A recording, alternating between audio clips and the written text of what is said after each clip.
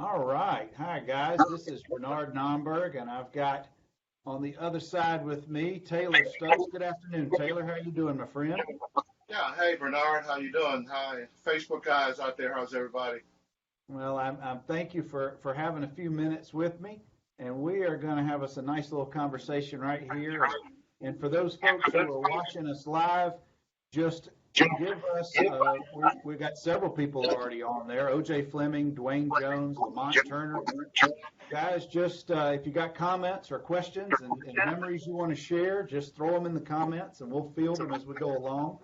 But I played in the late 80s for my head coach was Watson Brown, who was a teammate of Taylor's in the late 60s. And we're going to get into that in a few minutes.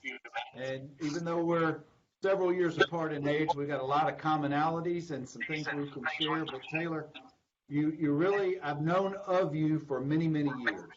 And you have such a unique story that I think needs to be shared. And I know you've shared it in the past, but I want to thank you for spending some time with me tonight and with us.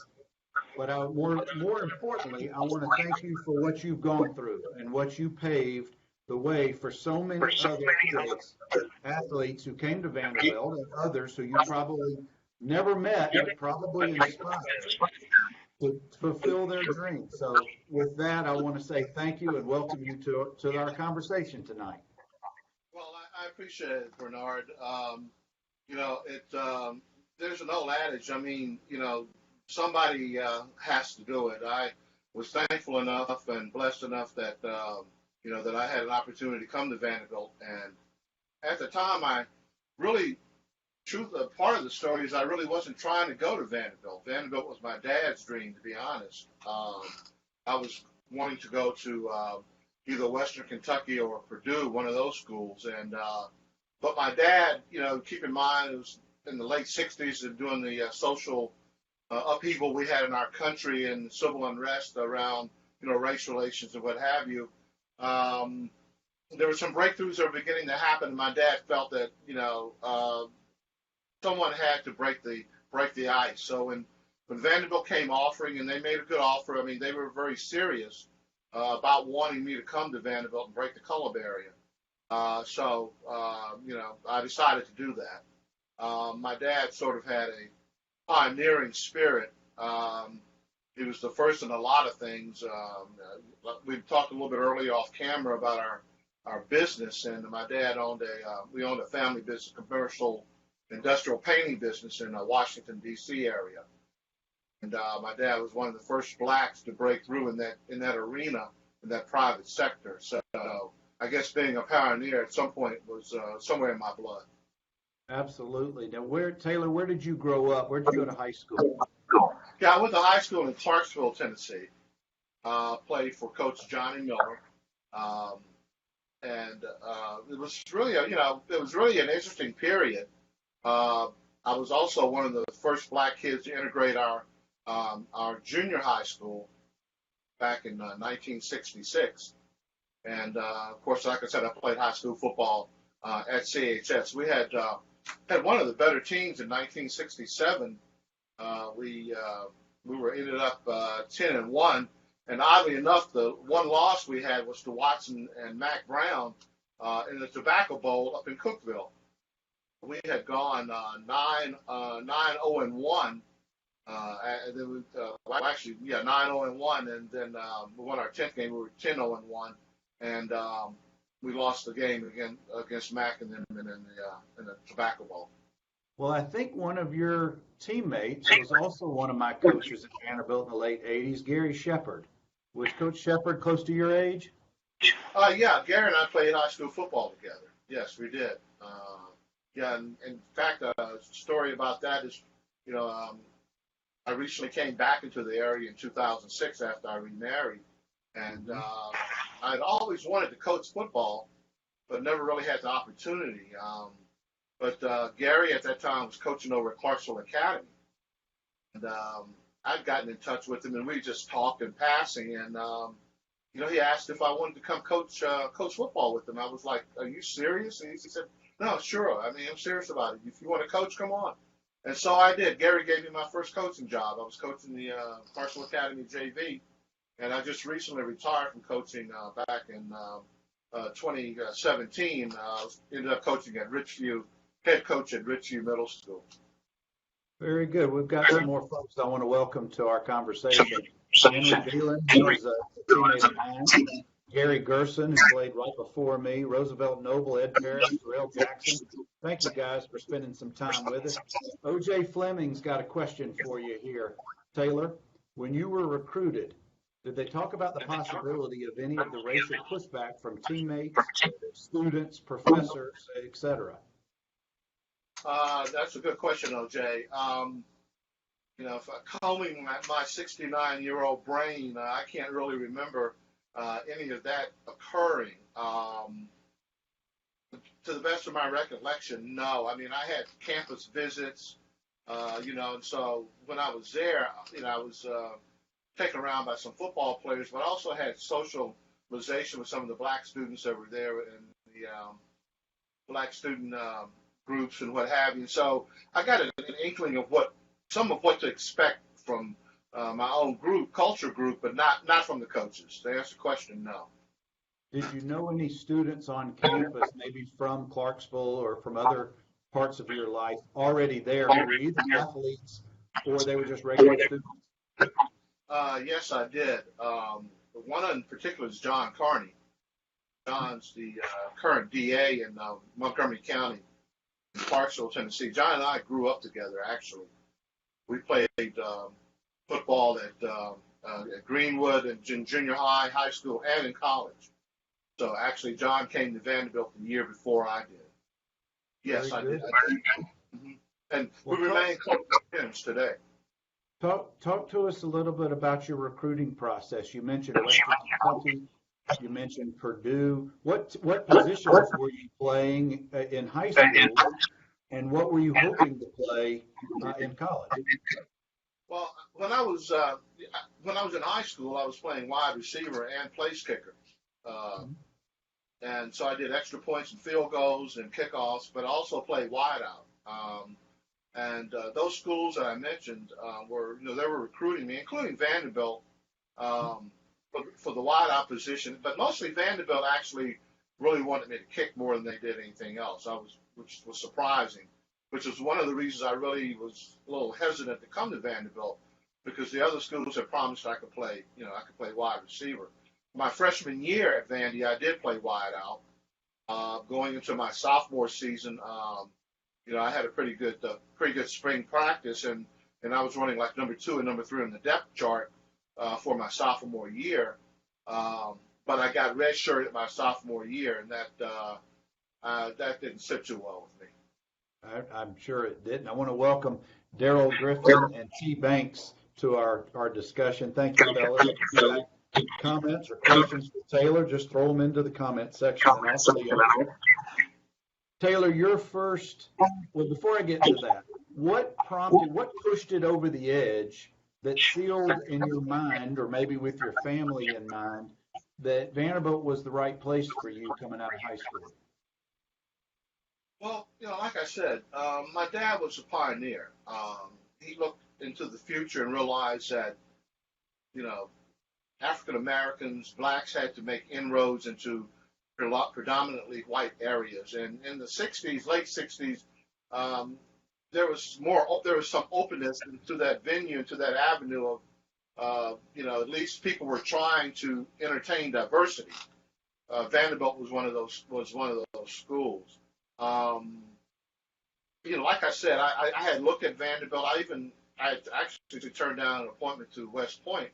Senator Howard Baker wanted to know if I was interested in going there. And of course, I would have loved to have gone to West Point, but it was the time of the Vietnam War, and I wasn't really, that sort of like snuffed that out for me. But coming to Vanderbilt, once my dad and I sat down, I keep using his name a lot because he's very, very hugely influential in my life. So we sat down, and Vanderbilt was the choice. Well, I know that there was already a pioneer on campus in the basketball program. Perry Wallace had been on campus for a couple of school terms at that point. Did you have any interactions with Perry as you were making your decision? Yeah, so my visits, I met Perry, I met Walter Murray, Larry Wallace, and several other, African Americans that were already on campus that were juniors and senior. Perry and Walter actually we were very close. And they gave me sort of like the lowdown on what was going on at Vanderbilt and what to expect. But at the same point, it was still a decision I had to make. But I don't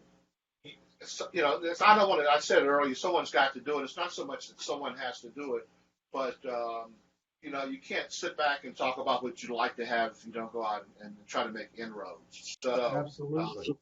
That's kind of like where I was with it. Well, it potentially could have been a lot less hectic, a lot less stressful had you gone to a school in the north, even Purdue or Western Kentucky's even north of Nashville.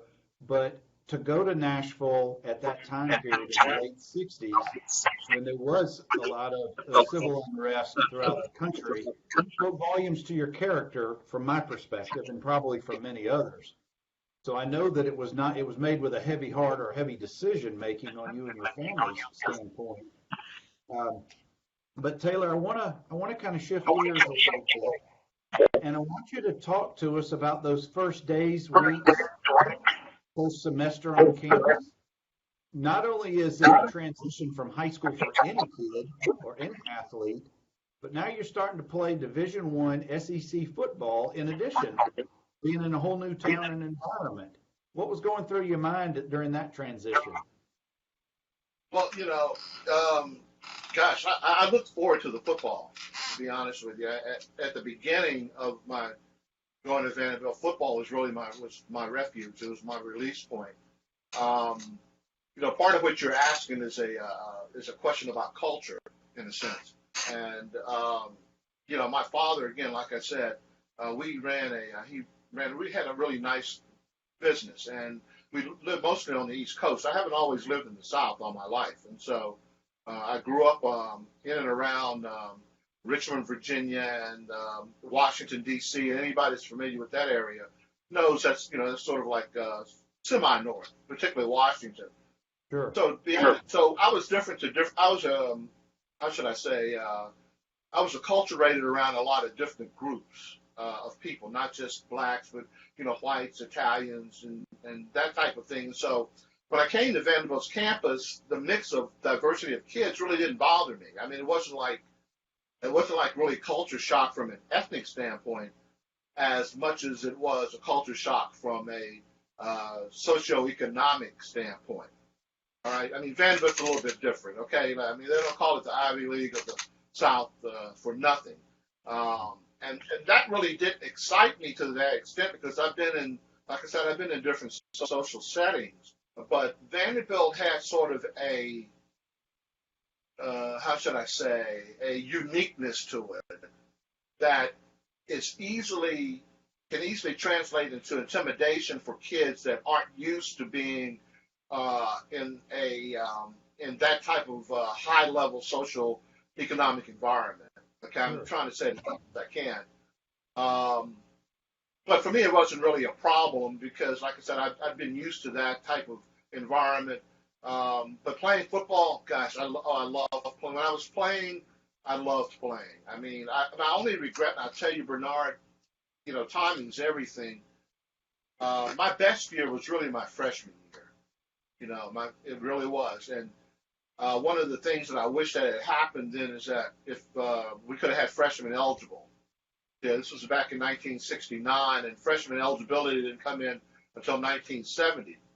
And that precipitated after the Marshall plane crash, when Marshall lost all his kids, and the NCAA decided to try to NCAA, instituted freshman football to help people get back on their feet. But I really think I would have had a better outcome at Vanderbilt athletically if I could have played my freshman year on the varsity, or had a shot at it. Let's talk about that 1969 season. From Vanderbilt's standpoint, the biggest wins in the program's career, the program's history, was against Alabama, led by quarterback Watson Brown. Were you in attendance at that game? What do you recall about that game? I recall, Alabama came into town. I forget what they were ranked, but beating Alabama at any point in Vanderbilt season, that's a feather in your cap. Watson. I think Watson was Sports Illustrated Player of the Week, I believe, or either got the cover, one or the other, for his performance in that ball game. Yeah, so it was pretty nice to beat Vanderbilt. To beat Alabama. I'm sorry, but again, I was a freshman, so I took some joy in it, but I was really looking forward to next year when my turn came up to play against the Tide. Well, your freshman year, did they have a freshman team, or did you just practice with the varsity? Or talk to us about that experience. No, the SEC had Vanderbilt, along with the SEC, had a freshman team. They had a freshman schedule. We played Georgia, Alabama, Tennessee, Kentucky. I'm not sure what we played all. I know we had like maybe a 4, 5, 6 game schedule. Yeah. And So where we were were you getting. playing? What position were you playing? Oh, at that time I was playing wide. I was playing X. I was playing split end. I was playing slot. Mm-hmm. I was doing my thing then. Who was the head coach at that time of the program? The head coach was Bill Pace. And let's transition off the field for a few minutes. Talk about your freshman year you don't have to tell us your GPA, but an academic transition from Starksville High School, public high school, to a private, as you said, as we all have heard and know, an Ivy of the South. Yeah, well, my grades weren't a problem for me. I was accepted into the school. My first, my freshman year, I had a 3-point average. I was doing good. I was really doing well in school until my redshirt year. Redshirt sort of like turned everything around for me. It didn't take long to, grasp what some of the. I had advanced courses when I was in high school. I was on I made the academic honor society, athletic honor society when I was in high school. So education was big in my family. That was a transition, but it really wasn't a huge shock. Like I said, I applied myself. I studied. I did all those things that I felt like would help me carve out a successful path at Vandy. Did you feel any insulation from any civil issues on campus or off campus? Did you have any insulation from being within the football program, or not necessarily that way? That would be hard. That would be hard to detect. I wouldn't say I was insulated. Of course, I was very socially aware of what was going on in the country and in Nashville at Vanderbilt.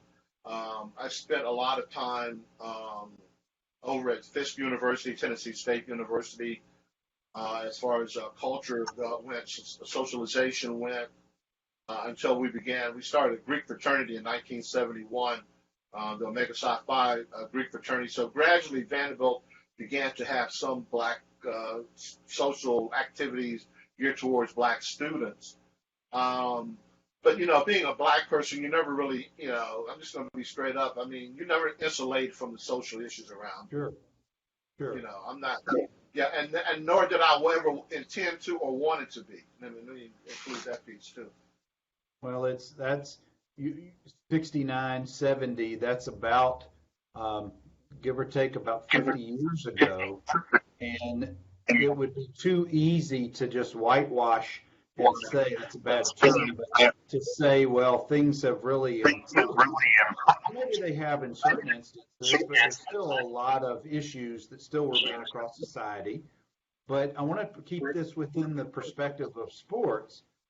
Going into your sophomore year, And I'll come back to that thought in just a second. But going into your sophomore year, what was the decision for you end up redshirting that year? That remains a mystery to me today. It was never really explained to me. I came out of spring practice as the leading receiver in spring practice. Caught a touchdown pass in the spring game. Was running behind Kurt Chesley at that time, who's a wide receiver. And Kurt cracked his ankle sometime before spring practice was over, so that's how I got to run out of his spot. I was doing well. I mean, when I left campus after the spring of my freshman year, and coming back to my sophomore that summer, I was number 2 in the depth chart. I get back in for fall practice, and after a couple practices, I'm like number 4 on the depth chart, and then within a week, I'm being told I'm being redshirted. I couldn't understand it. I mean, I couldn't understand it. It was devastating in a sense because, the thing about it, I was an athlete. I mean, and athletes want to play. I mean, you play. All I want to do is play ball, right? I mean, Right. yeah, that's it. You're a student, yeah, you're an athlete, but you're really an athlete student, if you tell the truth about it. At least that's the way Well, I from feel. that sophomore year, after you got that information, that news of being redshirted, from a psychological standpoint, I'm sure, as you described, it was pretty tough. Did that in turn affect your grades and your academic performance? Yeah, that's to say the least. Yeah, it did. Everything went south after that. Well, we don't have to belabor your redshirt sophomore year, so let's transition into your junior year. You're not redshirted. This is your third season with the program. How did that season go for you? And talk to us a little bit about that. Well, things improved. I mean, I hung in there, stayed eligible. Like I said, academics wasn't really a big issue for me, even though I had some problems. I stayed eligible. My third year at Vanderbilt, which had been my redshirt sophomore year, was really my best year there. I didn't get to play wide out. I wasn't playing receiver anymore, so I just acclimated myself to the kicking duties. Made some extra points. I set a record that year down at Mississippi State. We beat the Bulldogs 49-7. And I set a record for 7 extra points made, which was a school record that stood, I think, until 1993 or something of that nature, or stood for a while. 1971 was really was my best year there. So that would have been the fall season of 71. Yeah, season of 71. Yeah. And I'm looking at it was a mixed bag of a year. It looks like the Mississippi State game was the highlight game, a 49-19 win. Right. Playing in Starkville, Charlottesville, Virginia, Oxford, Mississippi, and New Orleans. Oh, and Knoxville. Did you have any issues from a social standpoint from fans or players on or off the field from the other team? Yes, I did in Starkville. Mm-hmm.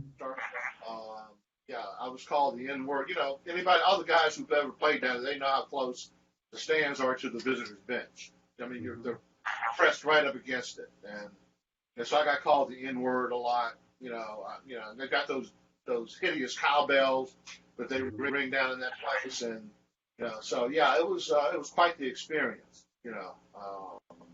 But I survived it. Go ahead. From a team standpoint, what was the interaction of your own teammates when they're also hearing this?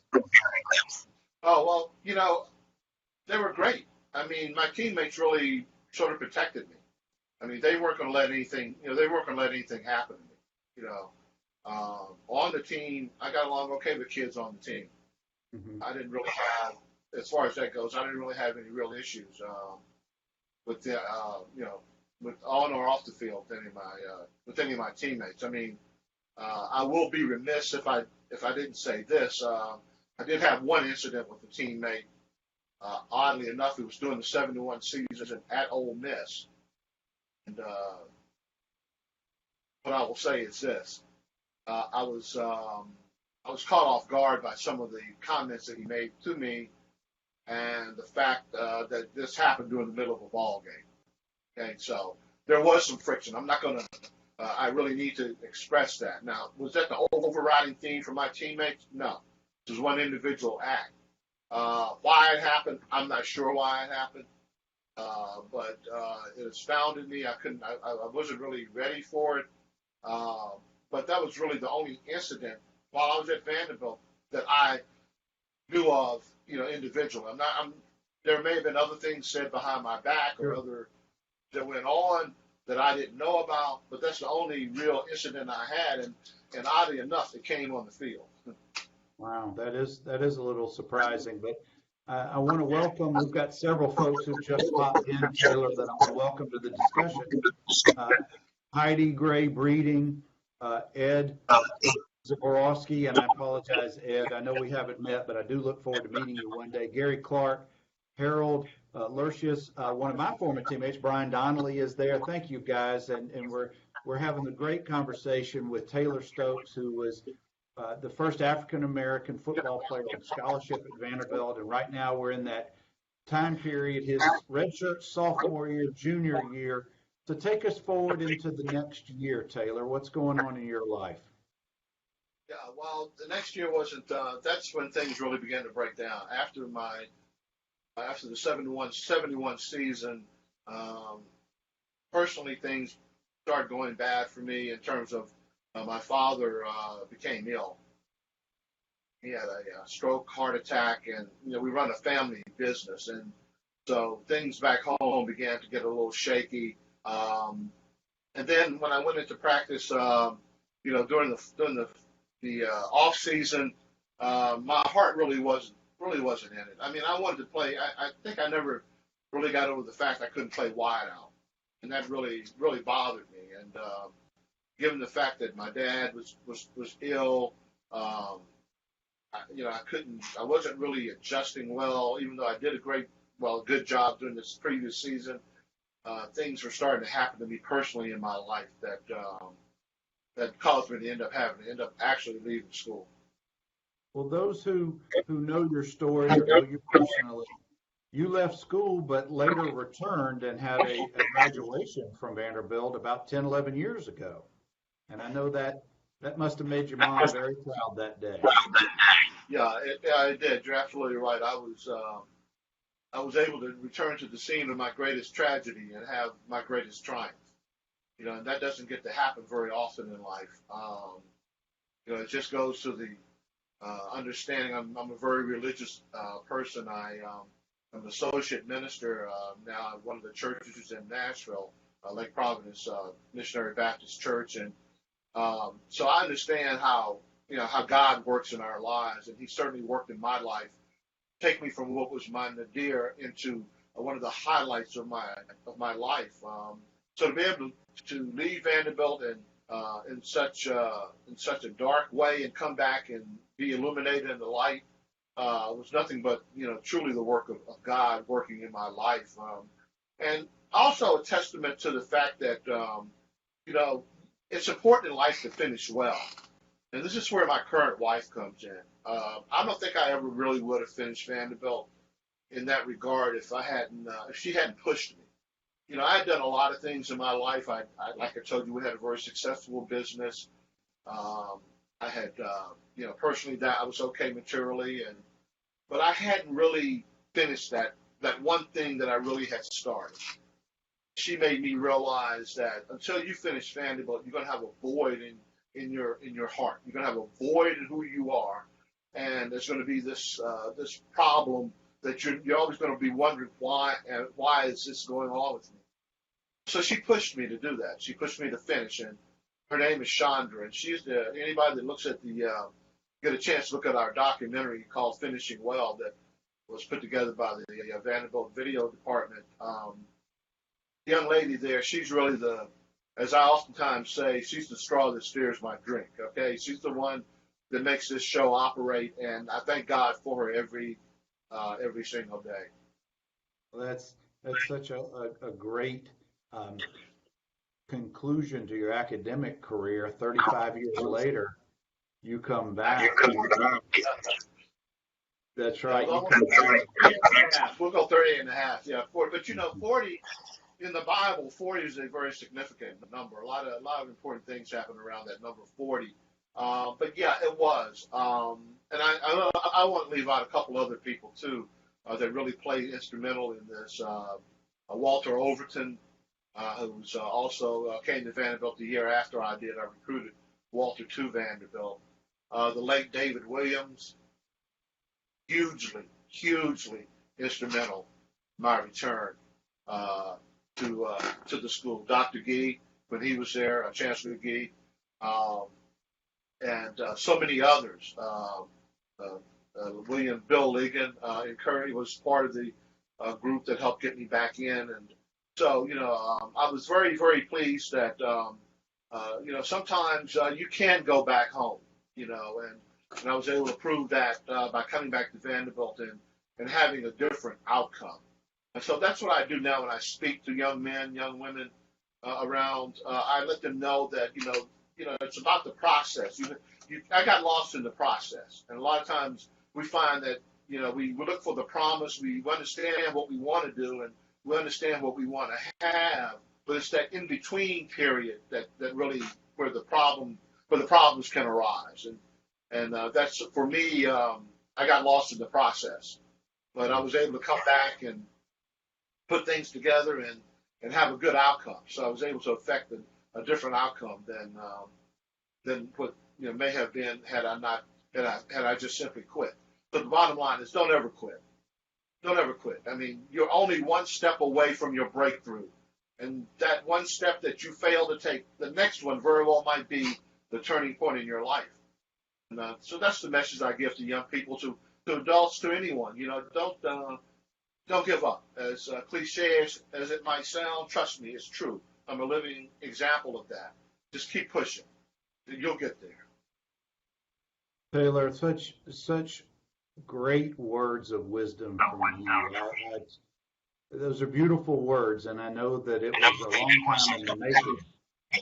And for many years, you stayed away from campus for various reasons, but then graduated, I think what year did you graduate? 2000 and May 8th, 2009, on a rainy morning that turned into a sunshine afternoon.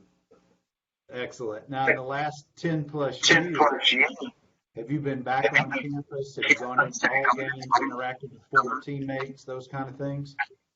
Yes, I have. I've been back on campus a couple of times.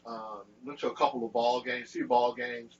One of the relationships I established while I was back on campus was with Richard Langford. That was with they were playing. He was on the 08 team, the team that went to the Music City Bowl actually that year, and established a relationship with him. And of course, like I said, and then Coach Franklin, when he came in, I got to know him pretty well. We stayed in touch. He had me over to speak to the team on occasion and what have you. So yeah, I've been in and around the program somewhat. I haven't been over there recently. I haven't been there since Coach Mason has been there, but when Coach Franklin was there, I was there off and on. Well, I hope that this fall you and I will make a trip together. We'll go see us a home game sometime this fall. On one condition, we pick a non-conference foe. Are we going to guarantee that? That's right. But I wanted to share with you. I went to the Music City Bowl game in downtown Nashville and against Boston College. I don't think I've ever bought as much hot chocolate in a concentrated period of time than that game. I had my daughters with me, and it was so frigidly cold that night. That was a great outcome, but oh my gosh, it was so cold that night. Oh yeah, it was. It was freezing. I mean, and it wasn't. Well, the game started at about 3, I think it was, and 3 or 4 o'clock in the afternoon. So it was sunshine, but I mean, it was about 15, 16 degrees that day. It was cold, but it was worth it. It was really worth it. But I have to tell you, one of the biggest thrills I got out of that 08 season was the fact that when I looked out there and saw all those kids that looked like me out there on that team, and I've been allowed to come back and watch them gain a bold victory and be instrumental in that. That was a great chapter in my life. A tremendous chapter. So, and I credit Coach Bobby Johnson as well with that. Coach Johnson and I had a good relationship. I used to come out to practice all the time when he was there, and so. But yeah, that was being able to see that. A lot of times pioneers don't get to enjoy the spoils of their labor. They pass away or they go away, or it all occurs after they leave. But my life story is that I got a chance to see on that particular day that it was all worth it to come to Vanderbilt to blaze a trail, to be a pioneer, to set the example, to be the one that would allow others to follow. Well, and we're getting close to the end of our discussion, and I so thank you for your time and sharing your experience. But I want to ask you one last thing. How is it about interacting with those young athletes? You befriended Richard Langford and others from that team several years ago. Tell me, share with me a little bit about the interaction. And forgive me for saying this. The old guard and the new guard are coming together and becoming friends. Well, keep in mind, I tell you, I coached middle school football for a while since I've been back, and so I stayed close to the kids. But at some points, I did begin to feel like I was a dinosaur because social, the Twitter, the Instagram, the Facebook, I had to get really used to that. But no, there's a biblical point to passing on history to the new generation. The point about how we got over, so to speak. I think there's something to learn from each generation. I listen to my Jazz and Miles Davis. But I'm also up on Weekend and some of the other people, Jason Derulo and all those people that Ariana Grande and all those people too. So you got to kind of stay in the mix a bit.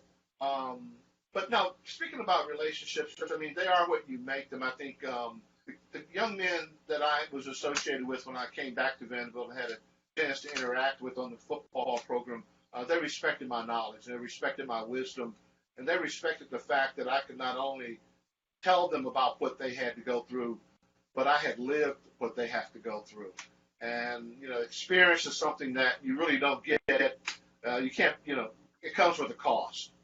And so when I talk to people now about my experiences, I have an authenticity to it because I paid the cost, So I just wish Vanderbilt and all the young kids that are there, all the luck. But there are certain things that manifest throughout for success. You can't take away hard work. Can't take away dedication. Can't take away, the attitude of stick to it and get it done. Those things permeate over regardless of what the generation is. And so that's part of what I would lead with all of them when I talk. Just keep at it. Don't ever give it up. You got to finish well. If you start it, finish it. Guys, you heard it from one of the very best. Taylor, I sure appreciate your time today. I have so enjoyed our conversation. Well, that's mutual, Bernard. I appreciate you reaching out, reaching out to me. And, I've, like I said, one of the things that's on the documentary clip is that learning never stops. So actually right now I'm in the midst of a doctor of ministry degree program that I'm taking, to try to further my education. Yet, believe it, 69. I haven't had enough of pencil and paper, but more, I guess, to be on, computer now. But I still have that drive. That's outstanding. I still want to make the most out of what time I have left. And I'm still true to the mantra of finishing well, fighting all the way through to the end. Taylor, if folks want to reach out to you, can they contact you through Facebook? Oh yeah, they can contact me through Facebook. They can get in touch with me at my email is stokesct1@gmail.com. I'm on Twitter at StokesCT1 at StokesCT1 on my Twitter account, and my phone number is 615-613-3170. That is that's my cell number. Just give me a buzz, hit me up anytime. I'd be willing to talk to you, and we can see what we got going on. But I truly enjoy. I wouldn't trade any of my life for what I've experienced. I want you guys to know that. Understand that you are who you are now because of who you were then, and you can't take any piece you remove from the past makes you less of who you are now. It takes all of it to make you the man or the woman that you are currently. So, hey, so what that means is that make the most of each day. Make the most of each day. What an outstanding comment. We're going to end on that. Sadly for me, I'm sure that Taylor, I do appreciate it. And guys, I'm going to try to bring more conversations like this to this group. If any of you guys want to make recommendations for others, I'm just going to start finding folks who are part of the program, and we'll start having some conversations. Taylor, I hope you have a good evening, and I hope to see you sometime soon. Hey, Bernard, my pleasure. Thank you, man. See you down the road. Take care and anchor down. Okay.